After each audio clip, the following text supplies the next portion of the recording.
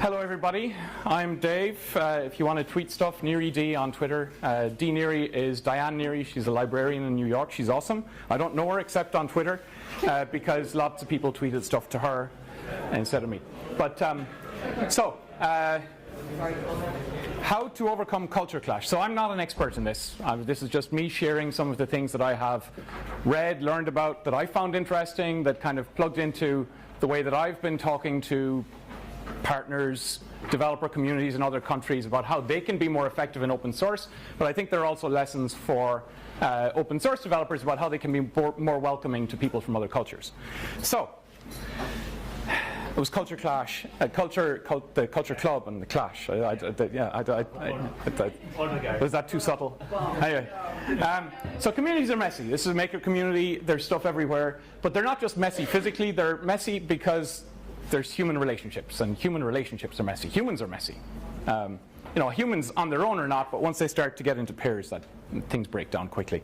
And cultural differences are very confusing. So this hand sign here on the right,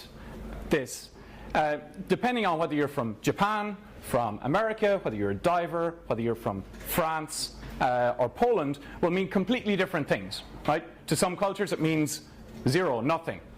To other cultures it means A-OK. In Japan that means money, and in some Middle Eastern countries I believe this is the equivalent to the middle finger. Oh dear.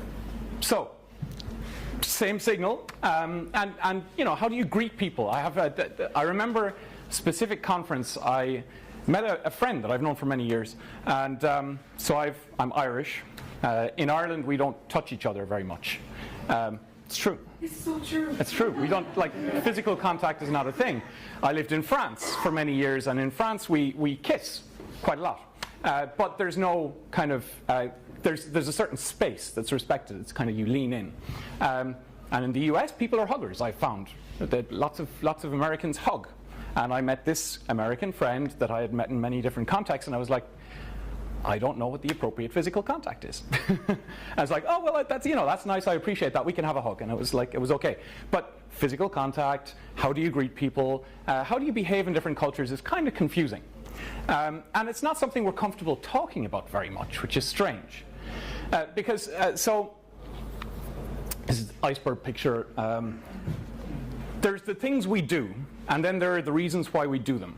And there's how you interpret and react to what other people do, and your interpretations and reactions are deep-seated in your upbringing, your values, your culture, the things that you've learned, the family that you were born in. This gentleman down here could probably give this talk because you were actually talking about exactly this. We all live in our own little bubble.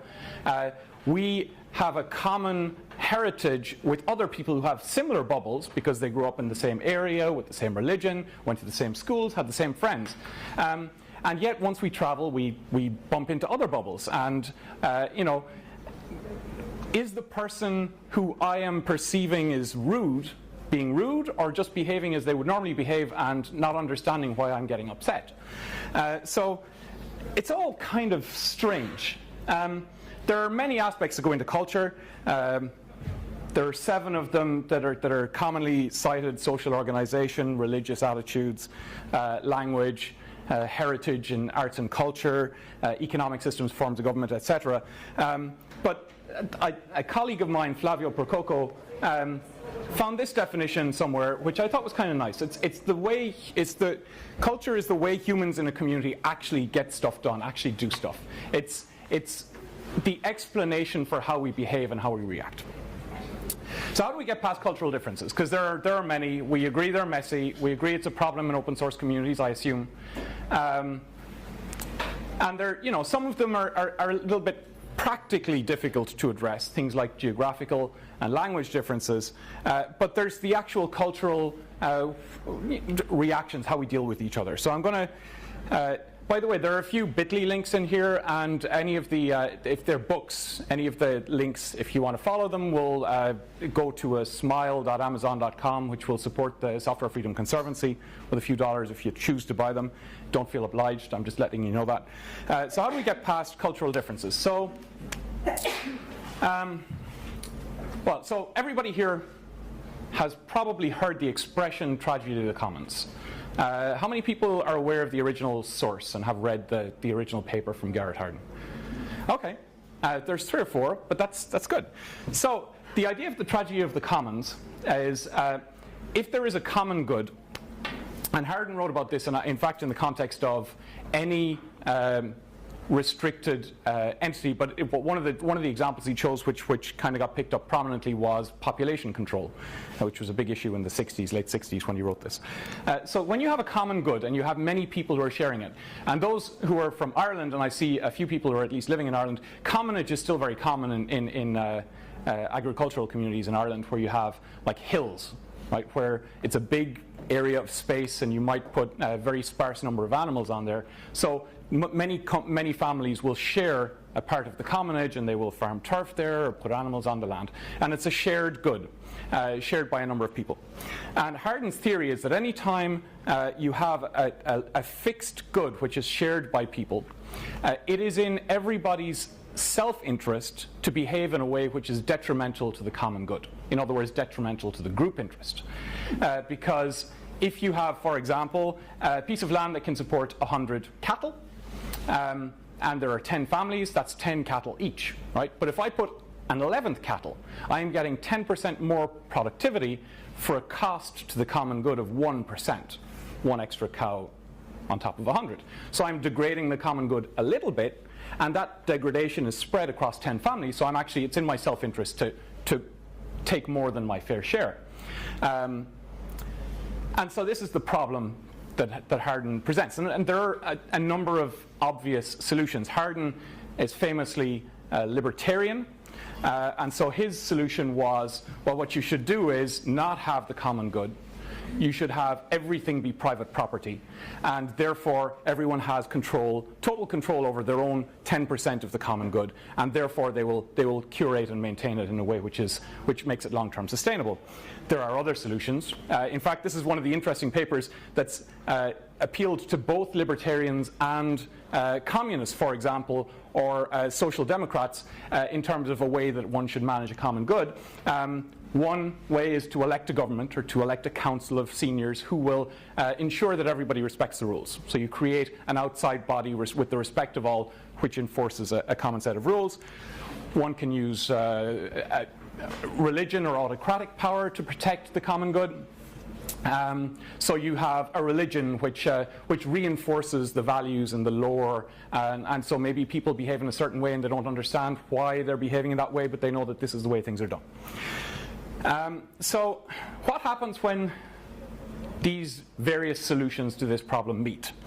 What happens? So this is a book called Moral Tribes, which I'll reference later, describes what he calls the tragedy of common sense morality, where 4 people who have had this common space have solved this problem in 4 different ways. One is with an autocratic government. One is with the rule of religion. Another is a council of elders that curates the body. And then you've got the libertarian private property overall solution.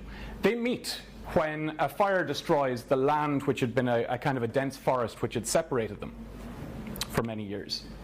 What happens? Well, the people who value private property overall say, well, this is unclaimed property, we're now going to go in and claim this land. The people who are communists say, well, hold on a second, this is the people's land. We should share this as a common good, and so they get into trouble. The religious governed society takes offense when somebody from the southern land is singing on Tuesday, something which is forbidden by their religion, and so on and so on. And you have this series of conflicts because these cultures are colliding and their values don't match. So he calls this a tragedy of common sense morality. This is a book. It's a lot of these sources are from behavioral psychology, which is a fascinating field. It's about why people behave the way they do, which is something that I've become increasingly interested in. And Green talks a lot about the trolley problem. I don't know if you're aware of this. It's if you're at a switch and you can see a train heading for one person on the track, so you can turn it, or heading for 5 people on the tracks, and you can turn it to hit one person. Should you hit the switch? And the logical answer is yes. You should do the thing which is the greater good. But in fact, whether you do it or not depends on how far and how empathetic you are to the one person that you will kill. It's very interesting. Anyway, he talks about the laws of common sense morality and the natures of why we do things. And so we come to culture. So that another sociologist called Geert Hofstede, I believe he's Dutch, could be Belgian, I believe he's Dutch, described 6 dimensions of culture, 6 kind of core characteristics which can be used to define a 6-dimensional vector, which will describe how individuals, organizations approach culture. Can I get a time check off you? I haven't been keeping time. 12:37. Oh, I'm doing really well. Am I going too fast? No. Good. Which is that this was really the thing that I think kind of got me thinking about this more deeply. Obviously not as deeply as Mr. Hofstede, but he describes these characteristics which can apply, and then you can extract characteristics of a society from its approach to religion, social structure, education, parenting, general values of a society along the 7 axes that we saw earlier, with these 6 dimensions of culture that he identifies. So these are the 6. The first is the power distance index, which was made popularized by Malcolm Gladwell in the book Outliers, if any of you have read that. I don't have a link for that, so if you're going to, anyway, which is about how people react to hierarchy. And I'll go into each of these individually afterwards. Masculine versus feminine, which is not the same as male-dominated versus female-dominated. It's about the traits, the character traits that are valued in a culture. Individualism versus collectivism, uncertainty avoidance, past versus future, or current focus, and then indulgence versus self-constraint. And so, if we look at power distance, low power distance means a flat hierarchy, a flat social hierarchy, lack of respect for elders. There's no kind of inherent respect for elders, questioning of authority, student-centered education. This is something that was very surprising to me when I moved to the US, was that the teachers are very focused on each individual student growing as an individual, rather than the class as a whole respecting a certain behavioral norms, doing homework, forcing kids to do homework, that kind of thing, which is, I thought, was quite interesting. There's very student-centered education in the US. Teacher-centered education would be what I would have come from France, where you expect the kids to conform to what the teacher tells them to do, even to the detriment of the individual being able to express themselves. In the subordinate relationship in work is one that's really interesting. In low power distance cultures, subordinates expect to be consulted on decisions that affect them, whereas in higher power distance cultures, subordinates expect to get very clear instruction so that they can execute on a clear plan. You can imagine how this creates culture conflict when people from a high power distance culture start to work in companies or cultures that have a low power distance. On one end, it's like, I don't understand. I keep asking what he would like us to do, and he's not giving. It's like, okay. And then on the other end, it's, I don't understand. This manager won't tell me what they want me to do. I'm trying to do things in this framework, and I'm not getting clear direction. So that's the kind of thing that you see. Some examples of low power distance Israel.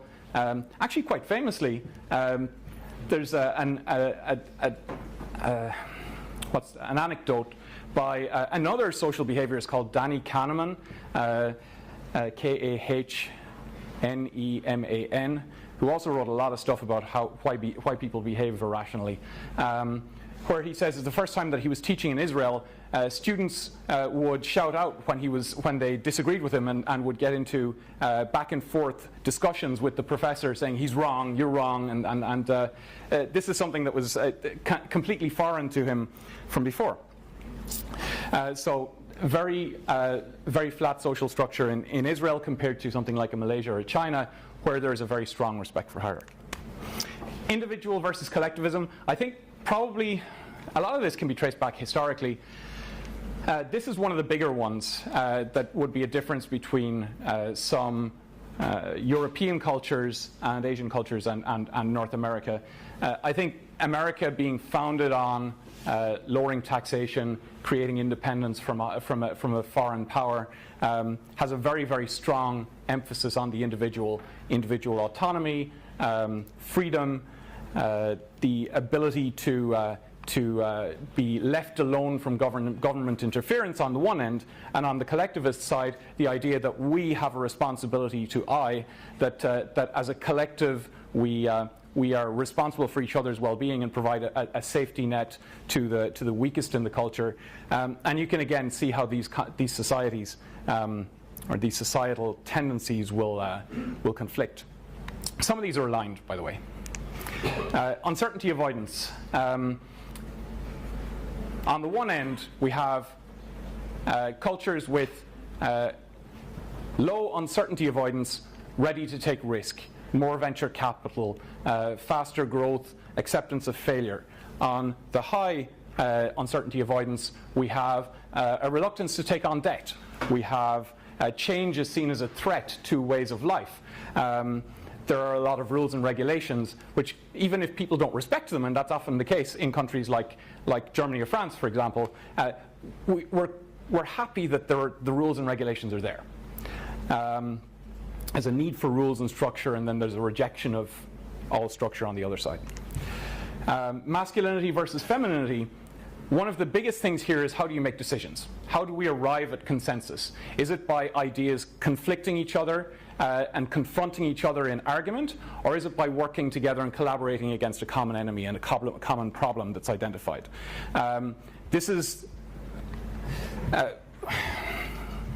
there are actually very few countries that are very high on the feminine side, low masculinity index. Most of them are Northern European socialist states. Take from that what you will. But there are also kind of Southern European states have a very high masculine index, where there's like in France, for example, there is still a very male-dominated culture, and there's a rewards-based culture. It's a focus on the task over the individual. It's a focus on facts over feelings, and these are the differences between masculine and feminine societies. Focus on the long term versus the short term. Long-term focus, persistence, savings, investment in the future are things that are valued. Short-term focus, the next quarter, traditions, focus on reproducing what's happened in the past. Nationalism and love of country is something that's very common in short-term focused countries. It's interesting to see the UK, Germany, and the USA are the three countries that score the lowest on the short-term focus, given recent political developments, at least in the USA and the UK. I'm not going to get into that. I promised I wasn't going to talk politics, but it's kind of tough to avoid it.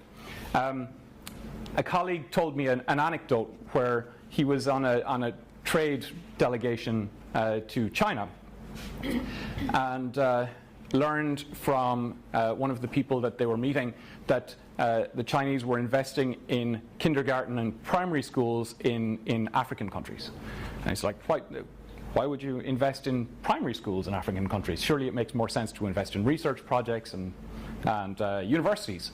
And it's like, well, first we need to get more people literate through primary school. Then in 5 years, we're going to invest more in secondary schools. And in 10 years, we'll start to invest in universities, so that in 15 and 20 years, when we need the graduates, we will have a collection of graduates. This is long-term thinking. In the USA, it's I want to invest in postdocs because I want something that's going to give me an immediate return for my investment.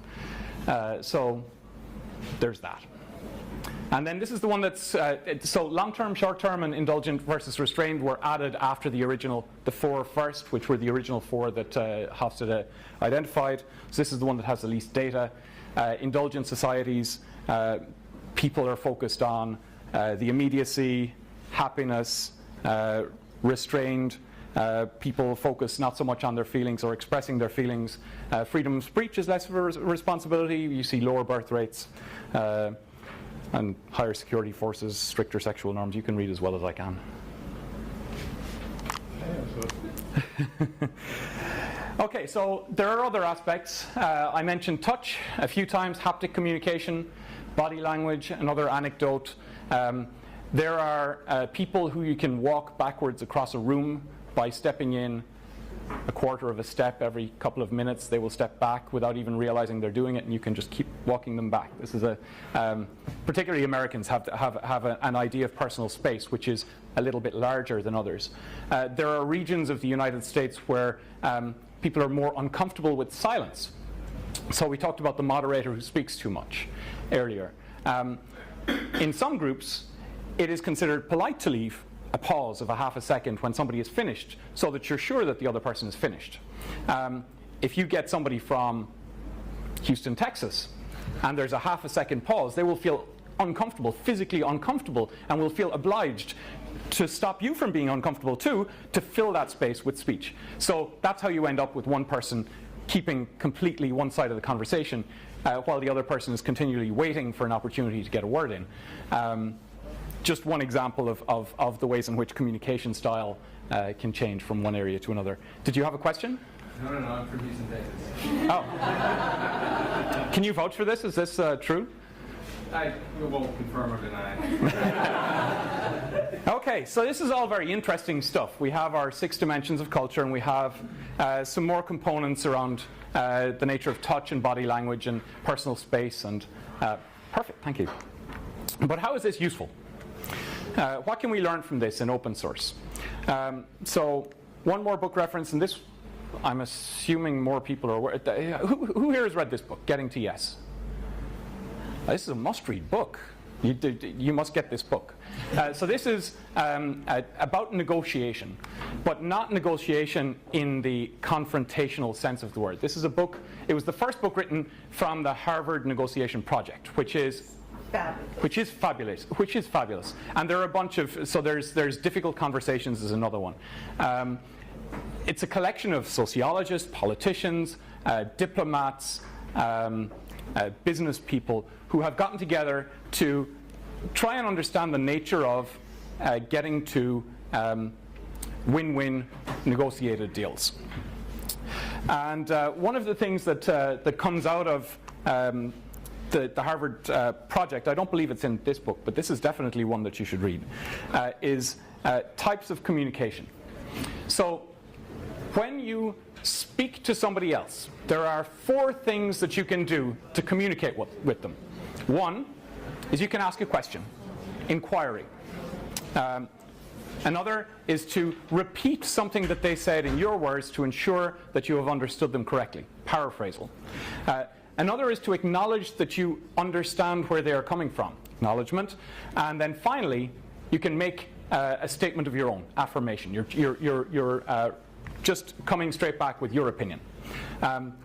First up there is active listening. So the idea of active listening is that you're empathically listening to the person that you have opposite you to really try and understand what they're getting at. I've listed that as part of communication, even though that is not one of the 4 ways that you would communicate with somebody else, but I think it's a vital component. Most discussions in open source communities are 90% or more affirmation. We say what we believe, the other person says what they believe, and there is actually very little meeting in the middle. There are a few reasons why that's problematic. One is one that this gentleman mentioned as well, actor-observer bias or actor-observer asymmetry. This is a cognitive bias whereby everybody assumes that the other knows everything that they know and is also aware of everything that they don't know. So why would somebody suggest this when they know that this other thing is true and that makes their proposal completely unreasonable. This person is unreasonable. If you don't assume that the other person knows everything that you know, and you say, well, have you considered this? You can actually end up with better solutions. Combine that with another cognitive bias, which is the group communication bias, perhaps, or I can't remember the name of it, which is that when you get a group of people together, they are more likely to talk about stuff that they already share in terms of knowledge than sharing information that they have which is unique to the group. You say the things that everybody already agrees on, rather than rocking the boat by bringing new information to the table. Combine that with actor-observer bias, and you get very suboptimal solutions. So it's important that you question assumptions when you're coming to the table, and using all of those ways of communicating, asking good questions, listening actively to the answers, ensuring that you paraphrase those and say, well, hold on, I just want to make sure that we're sharing the same assumptions here. And understanding, creating a common frame of reference is vital to good communication across cultures. I'm sorry, there are no easy fixes here. I mean, I wish there were. But this is vital. 2 or 3 concrete tips. One is focus on the relationship. The Chinese have a terrific word, which I'm going to pronounce wrong. I tried to learn the pronunciation for a Chinese audience, and I said it several times. And they said, I don't understand. And then I wrote it, and they said, I don't understand. And I looked up on the internet the ideogram, and they said, guanxi. And that's what I've been saying all along, as far as I was concerned. How often does this happen? So they have this wonderful word called guanxi, which translates directly to relationship, but it means so much more than that. It's one of the reasons why when Chinese companies are working with American companies, the American companies are wondering, why are these people dancing around the topics all the time, and why do they want to go to dinner all the time? And the Chinese companies are frustrated because these Americans want to talk business without having a relationship on which they can construct a relationship of trust. So focus on the relationship. Everything you should do to integrate people from minority cultures should be focused on how can we get a closer relationship with individuals in that community. And another Chinese saying from Deng Xiaoping, I think, I may be pronouncing, no, doesn't matter. Whatever. Cross the river by feeling the stones. He talked about this is how the Chinese economy would develop. Essentially, we're going to do one thing, we're going to see how it works out, and then we're going to do another thing. When we're sure we have a sure foothold, then we're going to go on to the next step. Cross the river by feeling the stones. So small steps. So how can we do that? In terms of projects. So I didn't see Brian's talk earlier. I tried to get in. Sorry. But you grow relationships, so it's one conversation at a time. I would say encouraging local user groups is a great move as long as they do not become isolated from the whole. So that's why it's important, if you're going to invest in geographical diversity in your community, encouraging those local groups allows a local support group. It allows people who can talk to each other in their local language and share knowledge and share experience and come at your community with a beginner's eye.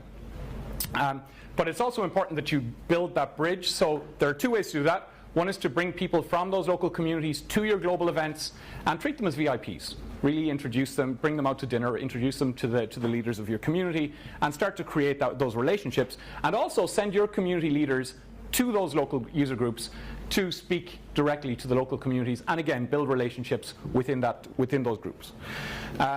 Mentorship is vital, both inside the local groups.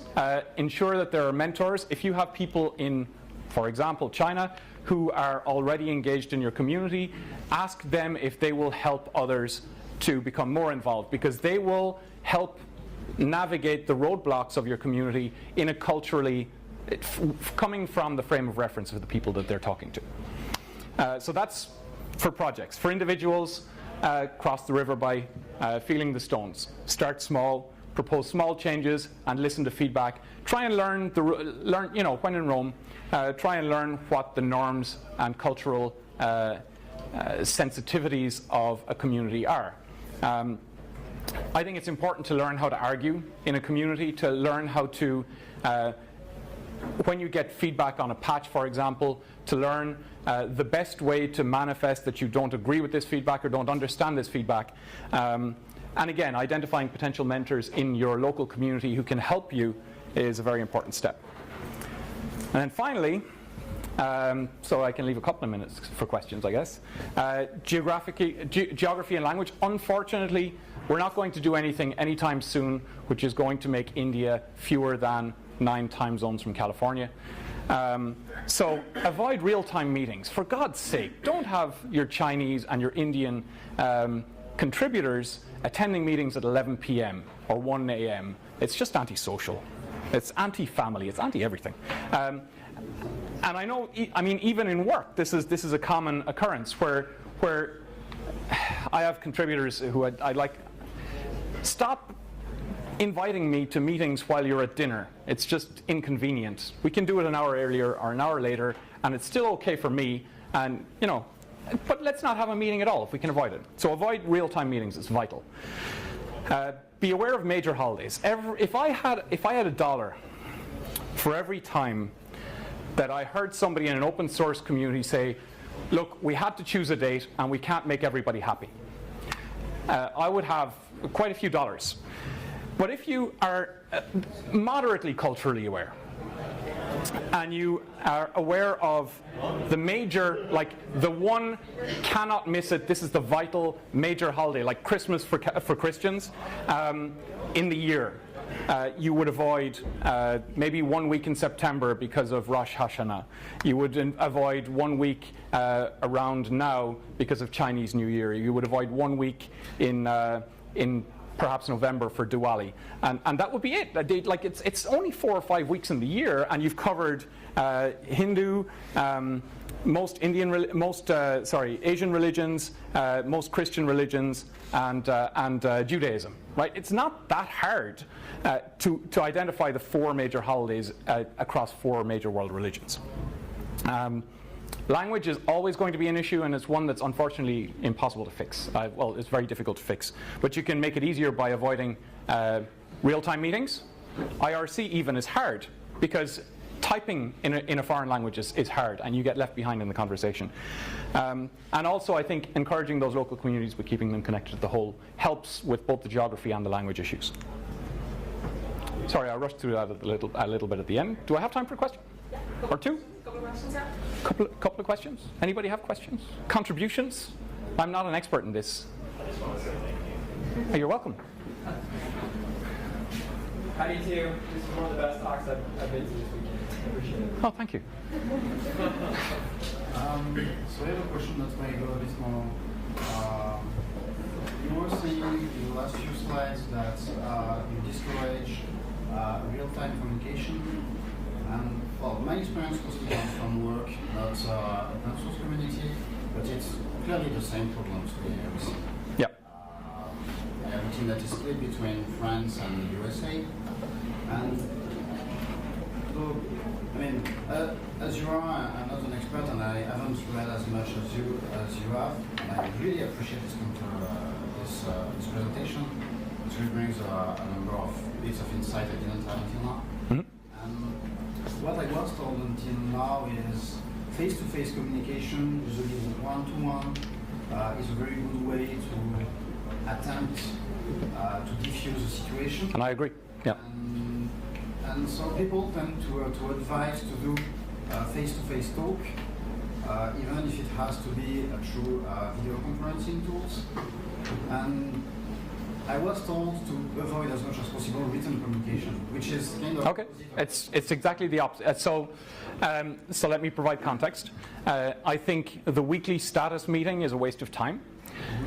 If there's an issue, it needs to be addressed. So the question becomes, how do you identify issues before they become serious enough? And I agree. Real, like face-to-face, getting teams together is probably the most valuable way that open source projects can spend their money.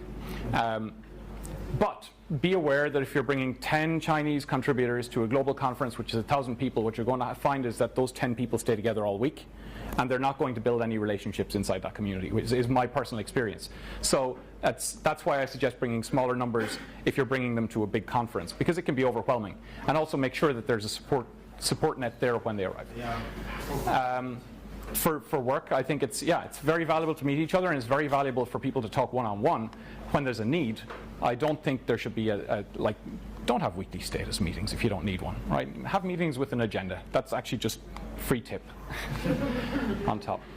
Thank you. Thank you. Last question, I think. That says, well, just ask people what sort of arrangement you would like, because sometimes people will be able to tell you. You don't necessarily have to leave a meeting, you may have to do something differently. Sure. For example, I've worked quite a lot in the Middle East, and you can very easily work around Ramadan if you actually ask them how they're more comfortable working. Right. So, Well, Ramadan would actually, funny enough, be one of the things that I would not particularly avoid but Eid would be like the end of Ramadan. we don't have anything at Eid, but Yeah. the rest of the month can be. Okay. You just adapt a little bit. Yes, exactly. More things in the evening. Or Exactly. Although on asking, be careful, because some of those cultural dimensions, one of the things in communication style will be doesn't want to put other people out, right? So there are cultures where you're much more comfortable expressing when you disagree, even when somebody is explicitly asking, where you're much more comfortable expressing discomfort or disagreement than other cultures. So it's something to be aware of. Yeah, but part of it is also what you were saying earlier about building relationships with people and understanding how they work, which is also where I found having a channel where you can have informal talk to just get to know. I agree. I think I'm out of time, so I'm happy to continue this outside. But thank you very much.